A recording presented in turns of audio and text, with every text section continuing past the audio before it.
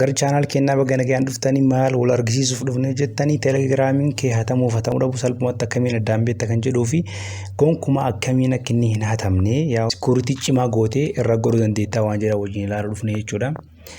Gabaabuma taaseen telegiraamii akkuma argaa jirtan bilka gubbaatti mallattoo walqixa fakkaatan kan sadii walirraa san yaa karaa settingii seenan sanarratti tuqxaa jechuudha. Mallattoo sanarratti eega tuqxee booda ol baatee maal seenaa setting kan jedhamu kan filataa jechuudha. Settingii eegaa filattee booda privacy and security kan jedhu barbaaddaa jechuudha. Kaasirratti argaa jirtan kan waan ta'eef privacy and security irratti tuqaa jechuudha. Tokkoffaa eenyutti login godhee jira account kee irratti yookaan eenyutti na jala hatee password kee na jala hatee telegiraamii kee fayyadamaa jira waan jedha ilaaluu yoo barbaadan active session kan jedhu kana sanarratti tuqtanii jechuudha. Devicein akkuma argaa jirtan devicein sadii yookaan immoo bilbilli kompiitarri adda addaa login godhee jira jechuudha telegiraamii kiyya. Tokko desktop irratti lammaffaa irratti immoo plus messenger irratti sadaffaa irratti immoo android kan jedhamu kanarratti bakka sadiitti login ta'ee jira jechuudha.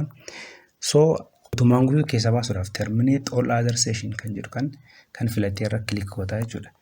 Are you sure you want to terminate sin jedha okay jettanii okay gajettanii booda okay jettanii jechuudha. Si booda guutumaan guututti kun log out ta'a jechuudha application keerra.